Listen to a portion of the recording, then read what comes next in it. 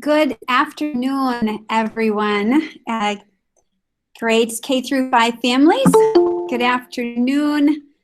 Any teachers who have joined us. Good afternoon, principals. I see Principal Hearn from Lincoln here. I see Principal Rivard from Oak Hill. I see Principal Estrada from Discovery. And I'm not sure if I see any other principals. If you're here, let me know. But I welcome, I see some folks from the district administration, Lori Posch, Executive Director of Learning and Teaching. And if I'm forgetting anyone, I'm not doing that intentionally. It's hard to see. We have close to 100 participants so far on this meeting. So I'm so glad that you're here. Again, welcome. My name is Marcia Beisch. I'm the Assistant Superintendent for Elementary Education. And I welcome you to this grades 3 through 5 town hall meeting this afternoon. And Principal Rivard has agreed to present, or to the PowerPoint that we've prepared. We've prepared a brief PowerPoint. I also need to let everyone know that we are recording this meeting so that families who are not able to make it can have access to the questions and the responses. And we just want to make sure that we're able to reach everyone. And we are also having another town hall meeting next Tuesday. You don't need to attend both of them. You are certainly welcome. But we wanted to offer 2 times for families that couldn't make it to one of them. So again, welcome. I'm so happy that you could join us this afternoon. Mike, you can advance to the next slide. The purpose of this evening or this afternoon's session with you all is to just answer questions that families may have regarding the various elementary learning models. And I'd like to welcome Tammy DeLand, who is our Director of Communications. She is going to be our chat monitor this afternoon. After our brief presentation, you are going to be able to put questions into the chat. She is going to group those questions into themes, and we will do our best to respond to your questions. I would ask that you be respectful of other participants' questions and that everyone keep their microphones off so that we can avoid any background noise that might be in the environment where you're at. So Mike, you can go ahead. We just would like to start off this afternoon by reviewing with you the school start times for each of the individual elementary sites. Now, most of them will not look too much different with the exception of Westwood. And Westwood does have a later start time, and those families have been informed by Principal Granton and myself of that change. And the reason for that change is there are different tiers of busing, and they are in that second tier, and we are ensuring that between the tiers, the 2 levels of busing, if you will, that we are doing some extra cleaning between those tiers.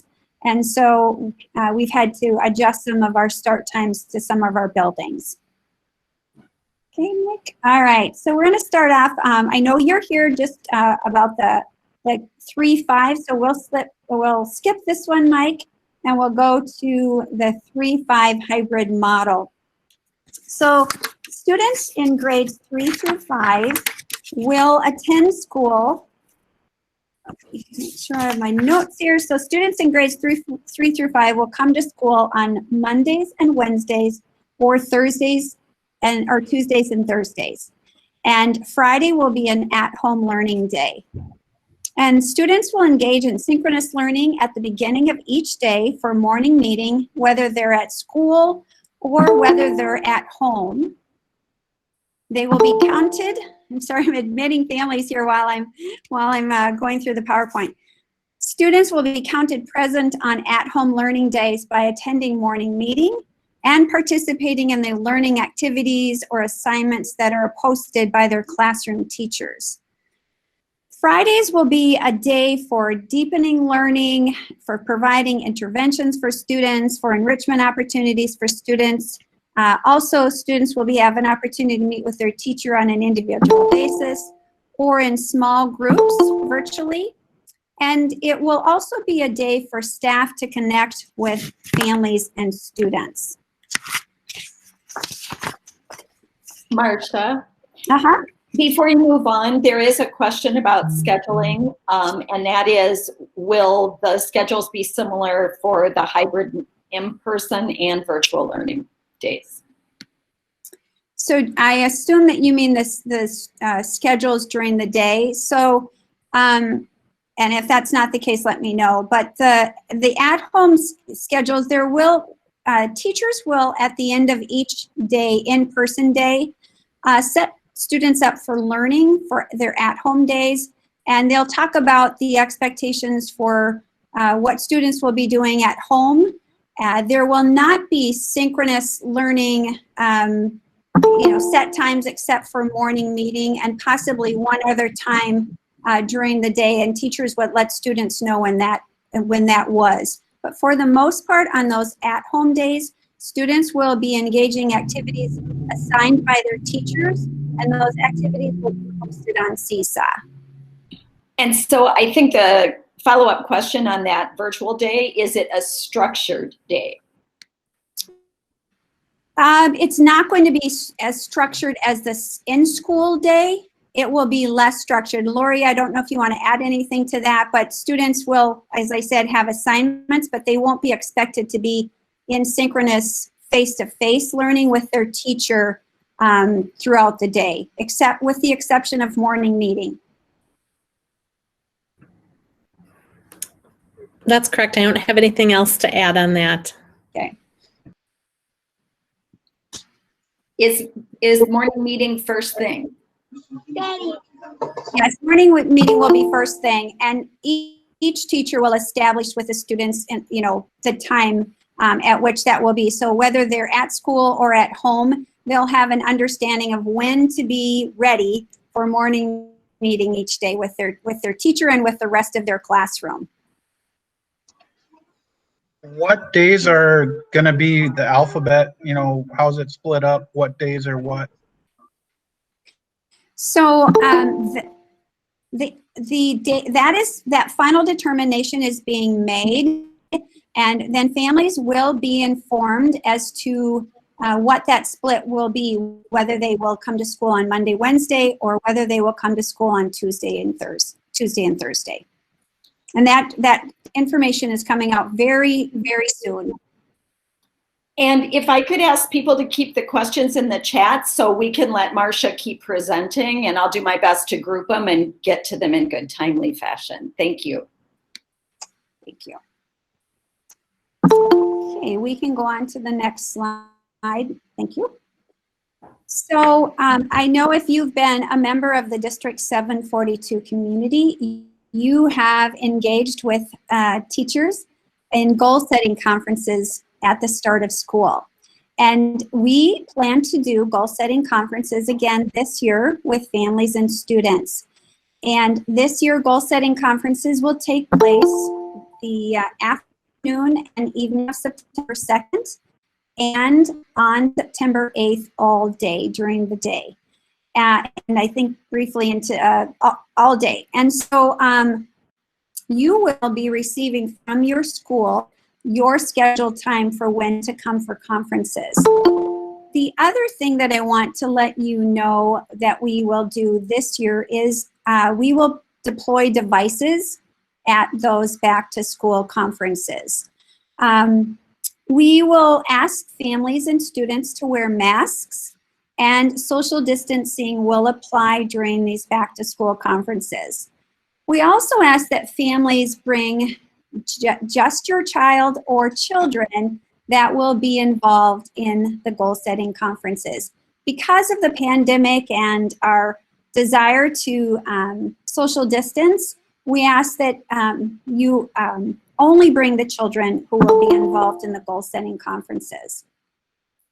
And again, as I indicated, families will be receiving information from your school regarding your scheduled time. And we will also be delivering or deploying your child's device at that time. And Marcia, does that mean the first day of school is September 9th? Yes, that means the first day of school for students will be September 9th, which is Wednesday. And so that students who come to school on Tuesdays and Thursdays, their first day of school will be Thursday, and students whose first day of school is Wednesday will come on Wednesday.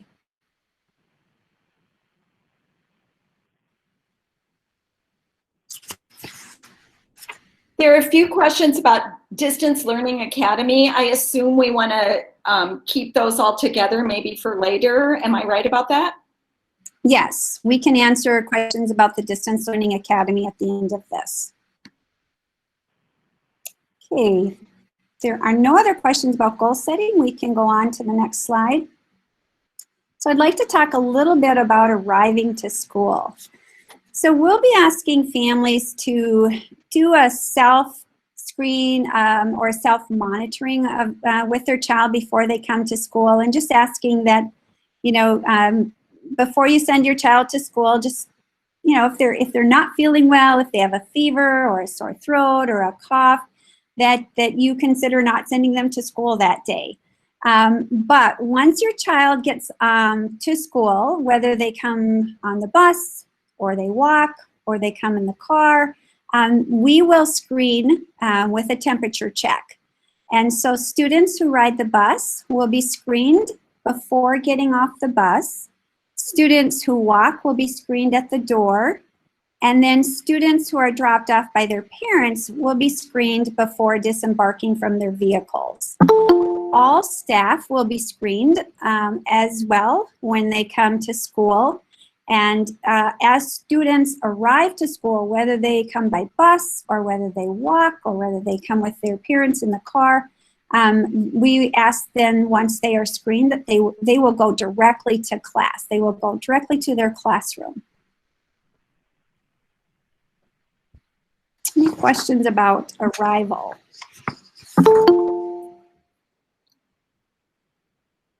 Okay, I can keep going.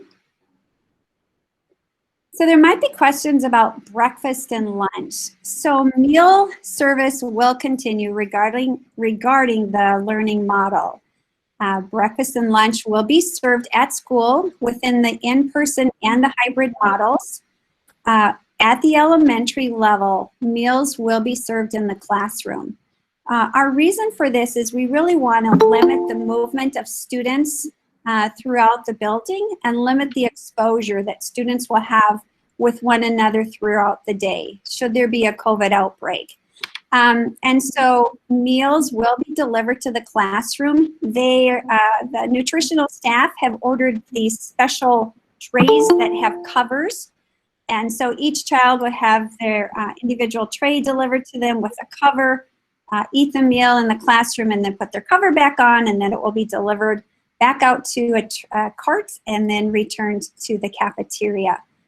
Also want you to know that nutritional staff will wear masks as they prepare and serve the meals. And we will require, of course, that students wash their hands before and after their meals. And also want to let you know that their desks will be cleaned before they eat and after they eat their meals. Just in case there's any question about lunch codes or anything like that, those will be scanned. And we have to do that anytime that students receive their meals. And if there are any questions about food allergies, we would want you to make your principals aware of those, and those would be handled on an individual basis. We would determine how to ensure that we are taking care of any allergies. A couple of, if you could circle back, a couple more goal setting conference questions popped up. One is, will you try to group sibling conferences together if more than one child is at a school? And what about parent work schedules? So I know that our principals do an amazing job of working with families to schedule conferences, because having been an elementary principal myself, I know what an insurmountable task that can be sometimes, but it's always the goal to group families together so that families do not have to come more than once. So absolutely, I know that principals work to do that. And the second part of the question, I don't know if I got that. What was that, Tammy? What about work schedule? Like, are they coordinating? I would say that if you have a conflict with the time that is that you're given, or I know that schools have a process for how families can sign up for conferences, and if ever you need to make an adjustment, please just work with your building principal. I know that they will do whatever they can to accommodate family schedules. And a question both about conferences and schedules, getting their alpha assignment. Will that be coming snail mail? I believe so, but I'm not certain. That's a good question. And so we will, I'm assuming it will come in all forms and fashions as quickly as we can get that information out to families. And one more before I let you move on, sorry. There are a few very specific questions about drop-off specific to schools. I'm assuming that information will come from your principal. Is that correct? Yes. So right now, buildings are being asked to identify entrances where walkers and riders and students coming off the bus will enter the building, so that they can very efficiently and safely manage the screening of students. And so all of that information will come to you from your individual buildings. Thank you. Click quick. Okay. Can you hear me? So I know we had a question, we had some questions about the Distance Learning Academy. So Yes. before we take any more questions, we can go to that slide, and Lori Posch is going to talk about the Distance Learning Academy. Good evening, everyone. We are excited about this opportunity to offer the Distance Learning Academy for all of our students. A couple of points and questions that have come up that I've heard about. One of the questions was about who will be teaching it, and we want to assure you that it is our teachers, teachers who have been in our district, who will be teaching the students. Our teachers will be teaching the same grade level standards and using our curriculum just like our other students receive. However, they will receive some additional training in how to engage students in online learning, how to do some more of the project-based learning that we know is good for all kids. Our goal is to not have students sitting on a device all day. So even if they're in the Distance Learning Academy, you can expect that they'll be doing some hands-on activities and some projects. Our Distance Learning Academy will also cross buildings. So if you have registered for Distance Learning Academy, your child may be in a Distance Learning Academy classroom that contains students from different buildings. You'll remain connected with your home building. So if you attend Lincoln, you will stay as a Lincoln family, but you'll also have a Distance Learning Academy family. You'll have a teacher that's assigned just to that group for the year. I saw a couple that in chat. I was trying to look at them too to make sure I hit them all. We have an administrator who's going to be working with the Distance Learning Academy, and that person will be establishing the start and end times for Distance Learning Academy. That will be consistent for our elementary students, but it may be different for our secondary. So just like our elementaries and secondaries have different start times, Marcia had shared the earlier slide with the start and end times, and there's some slight variations in those buildings, but there will be one time established for a Distance Learning Academy. Hope I answered everything. If not, I will hang on for more. So we've got a couple circle back questions and then a couple other topics. A couple about that morning meeting, Marcia. Is it mandatory, or if the child doesn't have internet access, like they're at daycare in the morning, can they do their work in the afternoon like last spring?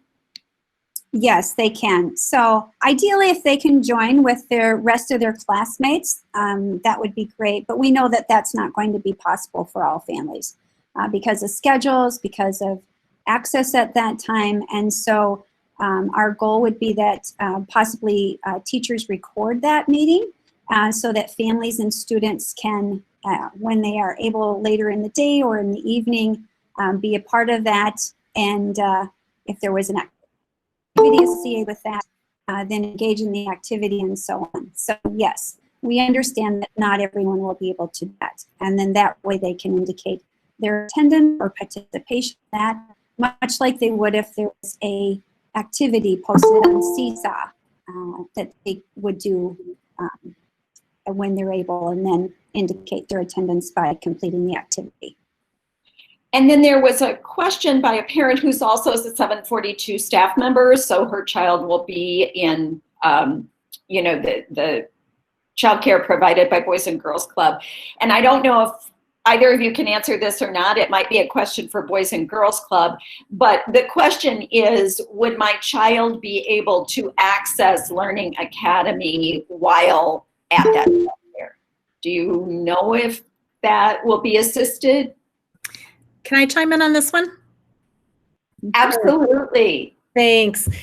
We work real closely with the Boys and Girls Club and have actually done some trainings with their staff, and we'll be reaching out to do that again. In addition, I've also reached out to, I'm drawing a blank on the name of the organization, Milestones. I was going to say Child Care Choices, and I knew they had changed, but I've reached out to Milestones, who work with many of our area daycare centers and daycare providers. And we will be doing some training with their staff as well and offering that so that wherever your child is, hopefully we have worked with those organizations so that they understand how to log in, how to help your student during that time. Great. A couple of questions about the technology agreement. One is how to find the form, and as soon as I get a spare moment here, I will put that in the chat for you. And the other question is, can the technology form be signed at goal-setting conferences when you get the device? And I believe, Marcia, you're shaking your head. The answer to that is yes. Yes, yes. Families will be able to, our goal for families is to ensure that they have all their questions answered regarding access, regarding Seesaw, and all of those, you know, the form, the agreement, so that all is taken care of at the time of the device deployment. And so we want to ensure that we're setting up families and students for success day one.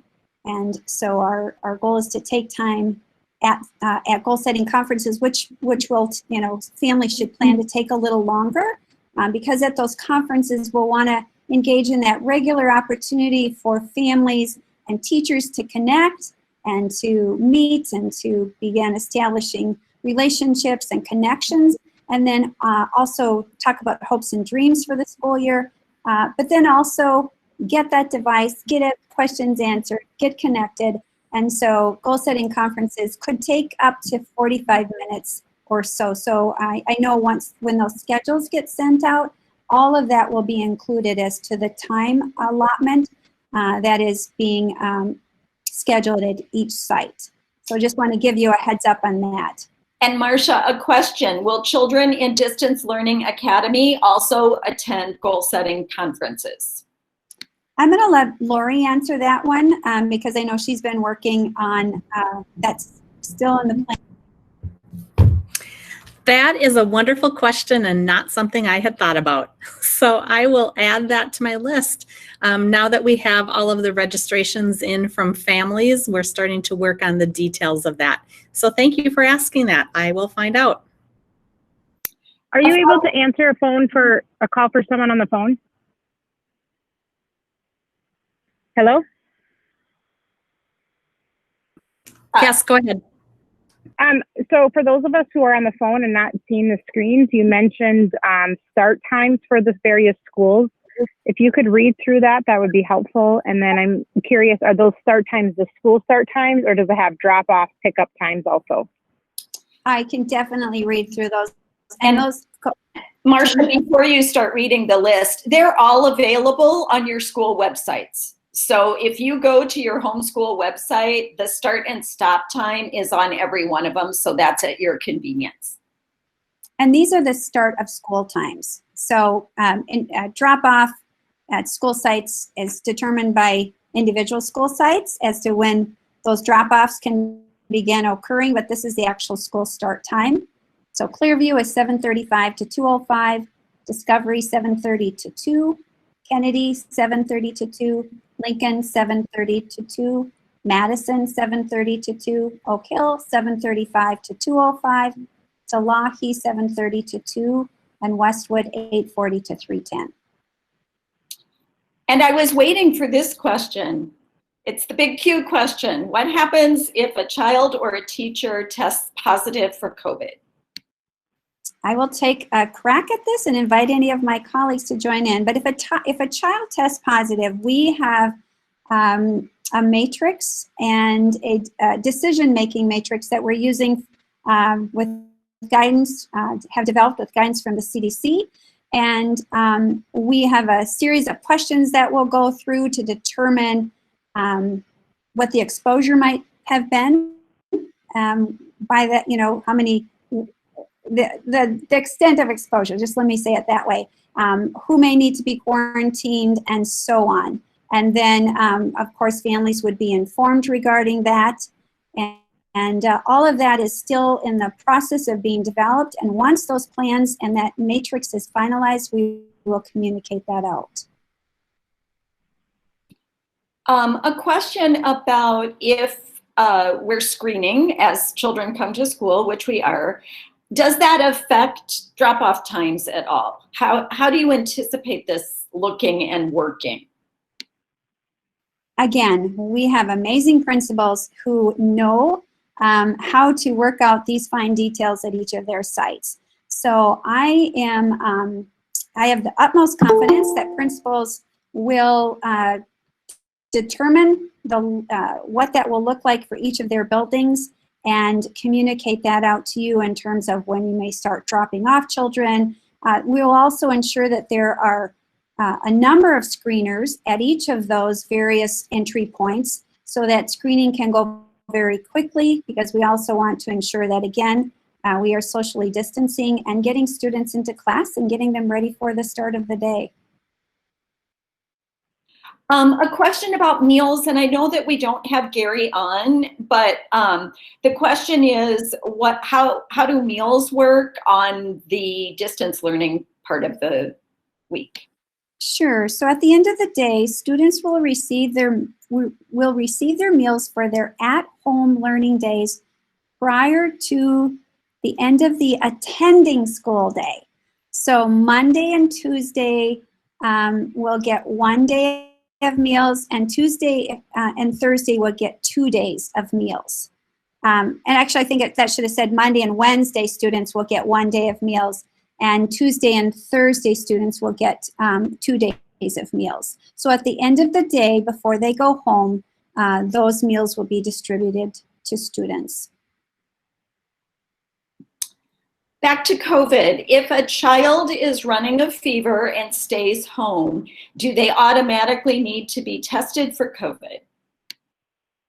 That's a good question, and I'm not the expert on that. Our nurses have been developing the protocols for that, and what advice and expectations we'll ask of families if children do exhibit having a fever.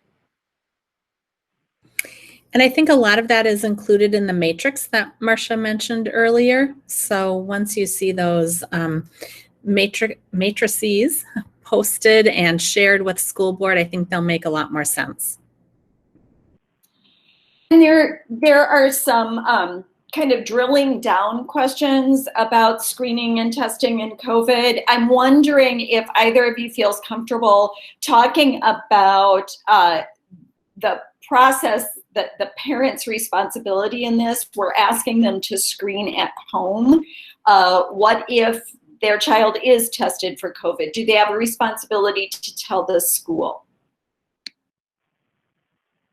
Yes, they do. And again, all of that is part of that, as Lori alluded to, that matrix that's being developed. And those plans are still being finalized and will be communicated to families. Those are, as Tammy alluded to, sort of in the weeds, and we know that families have a lot of questions about that.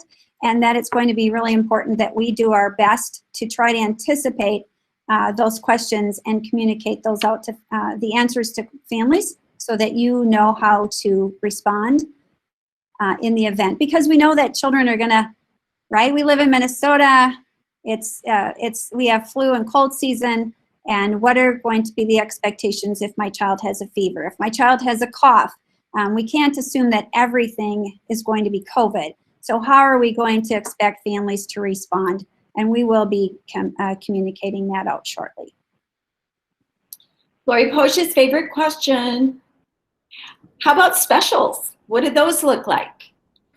It is one of my favorite questions. Our specialists are so important in the development of our children, and they are a key part in that overall development of children. So we know that learning is more than just reading and math and science and social studies. It's all of the other pieces that go into that too. Our specialists will look differently than they have in the past. We have just received new guidance from the state of Minnesota late, I think it was on Thursday, regarding our fine arts courses. And I have reached out to a couple of other experts just for some clarification, some people who work in higher education in the world of music and art and who have worked on some of the planning committees at the state level. Same thing for Fayed. We have been told to expect more guidance from the state this week regarding physical education. What we know right now is that we will be asking our students to wear their masks throughout the day. So our Fayed teachers are planning to get our kids outside as much as possible, weather permitting. We still will ask that masks are worn so that we can keep those social distances and keep our kids as safe as possible. We do know that our teachers will be re-looking at what they teach and how they teach and determining which parts of their lessons they can do more safely while the students are home. So we will not have the singing like we usually have in our music classes until we get more clearance from the state and from CDC around that. This is a question about masks. What if my student refuses, specifically in gym? We'll obviously work with students on an individual basis. The request, the expectation is that students wear masks. Obviously, this is for health reasons of not only that child, but all the other children in the school. And so we would work with families and parents to ensure that students are adhering to that request. And you know, if that becomes a challenge, then we may have to talk about other options of learning for children. A question, if my child stays home with symptoms, I'm assuming just a sick day, what is it that their learning will look like? Is it distance learning? Is it makeup?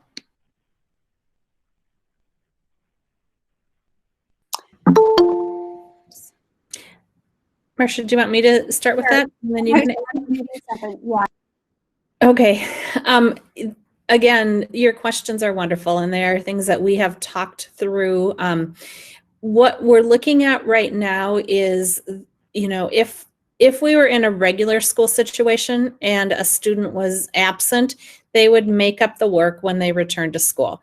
So some of that will remain the same.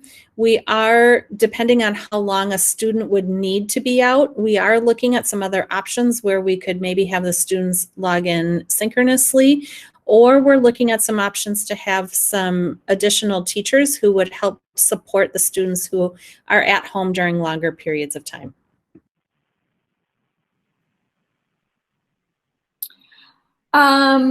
Let's see, a couple of questions. When will we get all kids back in school? When can 3 to 5 come back? So all of that is going to be determined obviously by health data and you know, we are determining what that process or what the data and what that the guidelines will be for us to make that decision as a district. Has that been completely determined? No, but it's something that we are looking at and determining how that decision would be made and when we would be making that. Marcia, recess. Will there be social distancing at recess time? Yes, as much as possible, we will work with children to social distance at recess. We know that children need to interact and socialize as well. I was just in a preschool meeting, and of course, preschool children are littler than elementary age children, but they talked about using our arms to, as a guiding point, if you will, for social distancing, and all of those protocols and expectations, if you will be taught to children, will be modeled to children, will be practiced, because we know that this is new. These are new expectations, new learning, and it's going to take some practice. And we will be working with students as the school year progresses, so that we can all be safe. A question, and I've been emailing with Mr. Anderson, so I want to make sure he gets this question answered. How do you confirm that your request for Distance Learning Academy is accepted? He's been looking for a confirmation. I don't know if Lori's there, but families will be receiving confirmation. I don't, Lori, is that going to be by email? But families will be receiving confirmation very shortly about Distance Learning Academy. Anybody who has registered for Distance Learning Academy is in Distance Learning Academy. So anybody who's applied will be in it. If you're asking to make sure that your application went through correctly, I will put my email in the chat, and feel free to email me and I can take a look at it. Another question may be like the teachers, but students will be, and families will be learning that very shortly as well. And a question about a child who is screened at home but gets off the bus with a temperature. What happens in that case? Sure, because we know that can happen. We have obviously the nurse's office, and so any child with a fever will be taken to the nurse's office. We will also have care rooms for children that may have additional fever and additional symptoms. So that room will be in addition to the regular nurse's office, so that we can do our best to keep students isolated until we can reach families and have students picked up. A cleaning and disinfection question. How is that going to work between classes? So I think what families might be referring to is Monday and Wednesday and Tuesday and Thursday. So at the end of each day, all classrooms will be cleaned and disinfected before the next session the following day. I wonder if they actually mean, like, if children go to a special, like, is there cleaning in between? How does equipment get cleaned? That sort of thing. Yes, there will also be cleaning between specials. At this point right now, we are planning to have, it's in the plans, nothing has been finalized, but planning to have music in the classroom. We're determining where art will be held. Phy-Ed will be held in the gym or possibly outside, as Lori alluded to. But anytime that there's a transition like that, the classroom will be cleaned, you know, so that if a different teacher is coming in, we'll clean if they're engaging in an activity, and then clean when that specialist session is finished. A couple of questions about, let's start with the distance learning part of hybrid. how much access will children have to their teacher when they're not in person? Will it only be during morning meeting time?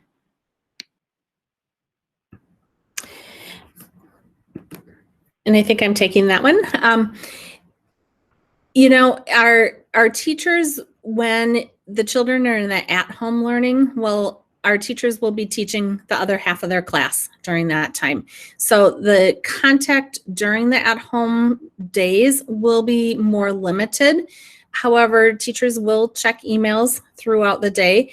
They also are really setting up their classes so that, as Marcia mentioned earlier, before students leave school, they will be set up for success for the at-home part. Now, we know that that doesn't mean there won't be questions that come up, but we really are setting it up so that they can be successful at home.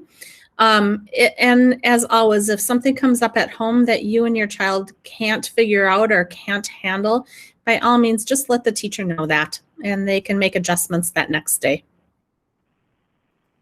If I could just add to that, I know that I saw some questions about that at-home learning day, and would that ever include any paper pencil activities or anything like that? It could. We plan to possibly send home math workbooks so that students can have access to those workbooks. There are also going to be additional online resources for children that we didn't have available to us in the spring during the period of distance learning for all students.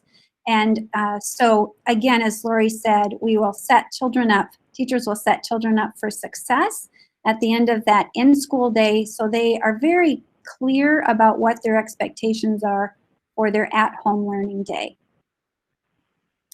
And this is an interesting question. If the numbers go up and the district needs to return as a whole to distance learning, does Distance Learning Academy go away, or does it still exist in its own entity? Distance Learning Academy will exist for the entire year. So that will, as I said, we want to make sure that we're establishing those relationships as Distance Learning Academy classrooms. So they will stay with the Distance Learning Academy for the year. How much days will There was too much feedback. I couldn't hear that. Can you put it in the chat at all?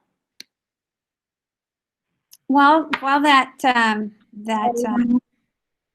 family member is doing that, I saw a question about, will we continue to survey families about the school model comfort level? And yes, we will.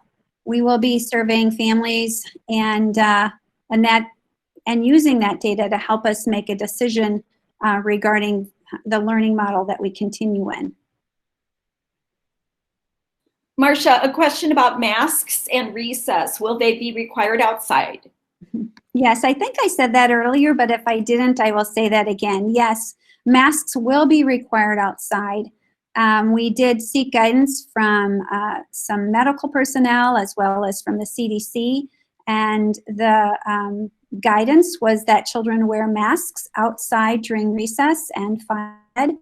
And we know that this may be challenging, but part of the rationalization for that is consistency regarding expectation. So why do I have to wear it in school? And why do I not have to wear it outside? And that consistency in terms of an expectation, we believe will help children follow through with the expectation to wear a mask, and also, most importantly, for the safety of everyone. There's a question that we're starting in the hybrid model. If our numbers get good enough and we return all children back to the classroom, and you may or may not be able to answer this, I'm not sure. But the question is, would my child still have the same teacher they did when they were in a class at half capacity? That is a good question. They may not. I don't know. That will be something that we will have to determine because with the K2 split, that's going to look different in terms of classroom teachers, and for the 3-5 students, most likely they would. But again, I am not certain that all children would have the same teacher. A question about screening for temps. Does it happen just at the start of the day or midway through the day as well? At this point, our plan is to screen students at the start of the day. Unless there was any reason that an individual child was indicating symptoms or showing symptoms, then we would obviously probably take a temperature at that time as well. And we're getting a few very specific questions about a child. My child has asthma. My child, has this particular. So could you please address that if your child has a particular medical condition for masking or otherwise, what does that parent do? So if there is a particular reason or question regarding wearing a mask and a child's and there's medical reason for that, we ask that families work with individual school sites and their school nurses. And there are some possible accommodations that can be made, but we would ask that families work with their school nurse and their school sites on an individual basis regarding what that could look like.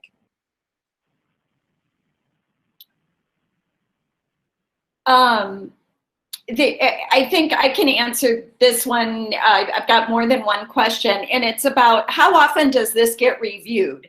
How often, when will we know if we're all allowed to come back, or conversely, if the numbers are bad? And you both, Lori and Marcia, chime in on this if you want, but the data that's collected from the counties is published by the state every 2 weeks. And so that review period, Marcia, did you mention in this town hall about the COVID response team yet?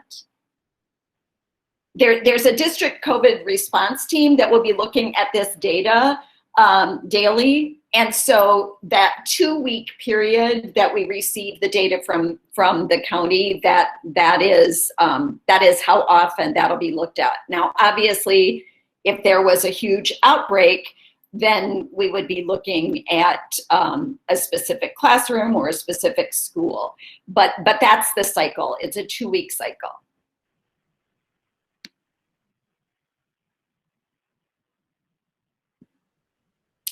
Oh, okay. This is a question about I want to move to the Distance Learning Academy because later on I feel uncomfortable. Is that possible?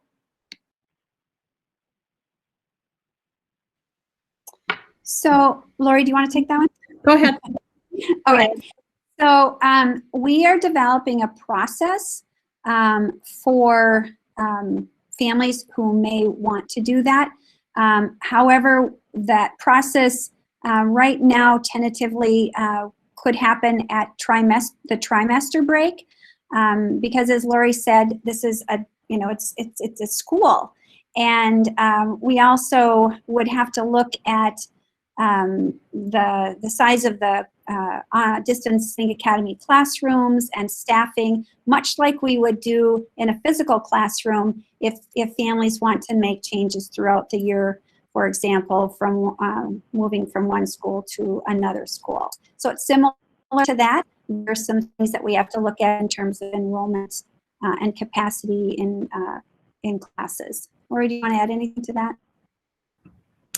No, I just see a clarification on that. If the data changes and we're able to come back, or if we would have to go to distance learning. So I think, if the data changes, we would be making that move together as a whole district, or in some cases, possibly a whole school site. So we would take that on a case-by-case basis. For individual families, if a family makes that choice that they would like to switch between, again, it will be easier to switch to the Distance Learning Academy model than it will be to switch out of the Distance Learning Academy, because we need to make sure that our schools are at 50% capacity. I see some questions. Go ahead, Tammy. I was going to say a question about Tier 1, which again is the essential worker daycare. If we know where that's going to be, again, Gary's not on the line. Do one of you want to take that, or I can take a swing at it? I think that you need to, that information will be coming out too, but I think talking to the Boys and Girls Club is who we're partnering with for that childcare. So they will be the ones that will also be communicating that out. The assumption that the childcare will be at your child's school probably is not necessarily accurate, again, because of what Lori was just talking about. We needed to adapt environments to 50% capacity. So what I do know about that is that, as Tammy said, families should enroll through the Boys and Girls Club. And right now, it's our understanding that they will have locations at Clearview, at Kennedy, at the Southside Boys and Girls Club, the Northside Boys and Girls Club, and the Eastside Boys and Girls Club. And then I also saw a question about masks. Do families have to provide them?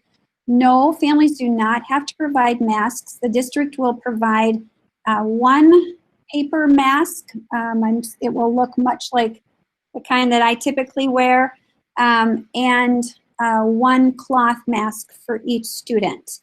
And so the cloth, or both of them are fit to a child's face, so they should be fairly comfortable and not be sliding off and things like that. They are made to fit children. And I also saw a question about, can families provide their own masks? And the answer to that is yes.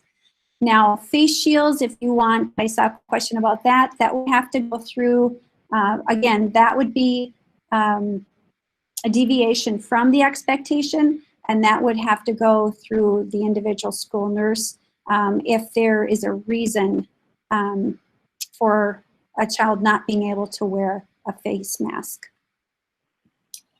And again, if you could just address a little reassurance, some concern that we might have to change model from one day to the next. I'll do my best. We are not planning to change models from one day to the next.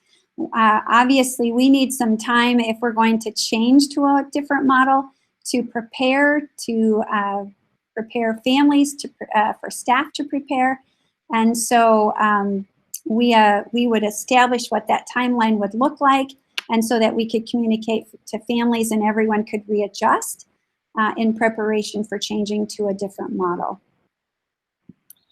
And I don't know if you want to take this one, Lori Pausch, and I don't know if there's a definitive answer on this yet. I think people are going to be told just tune into the board meeting. But if you've not signed up for Distance Learning Academy and now you're becoming uncomfortable because your child has to be masked all day or for whatever reason, can you still sign up? Tammy, I think you're right. I think that decision will be made at the board meeting. And my understanding is that at that meeting, Superintendent Jett will be sharing more information about any of those changes or any of that timeline change with that. A question, will there be a special town hall for immersion? We do not have one planned. Immersion will operate like our English classroom. So we have the Distance Learning Academy option and we have the hybrid options. So it will be very similar. I have received lots of emails from immersion families and will continue to answer any specific questions. But otherwise, it will be pretty much the same as our English options. And I also need to be the timekeeper. We are at 5:55, so we are going to need to wrap up. I think the last question on technology is an easy one for somebody to answer quick before we do that. Will technology travel from home to school and back again? Any Good answer? Good question. That has been one that we have tossed around back and forth. Can kindergartners and can we manage this? We don't want devices to get lost or broken. So we are working out a plan for devices to go back and forth to some degree. Will they go back and forth every day? We're not sure. Obviously, our students in grades 3 through 5 will need them at home for sure. And I know that in some cases, teachers will want them in school too. So that will be communicated because we know that teachers want them at school, and we know that they will need them for their at-home learning days. So And more slip in there really quick, what does that device look like? What type of device is it? So students who are in grades K through 3, and that includes some of the families on this, will have iPads, and students in grades 4 through 5 will have Chromebooks. So I'm going to take this opportunity to say thank you so much for joining us this afternoon. I know that there are probably lots more questions. Please continue to ask those, and we will do our best to respond. We know that this is new learning for all of us. Again, I know this has been said a lot, but these are unprecedented times. Besides all that, we care deeply about the learning of your children. We care deeply about their health and safety of the students as well as the staff. And most of all, we're in the business of learning and kids. And we want this school year to be the best school year ever, despite the challenges that we are facing. And so we thank you for working with us through this pandemic. And I'm confident that it's going to be a great year and that we're all going to learn possibly how to do things better, given the opportunities that we have. So thank you, and I appreciate you as parents in this journey. And thank you again for joining us tonight. Have a good evening, everyone.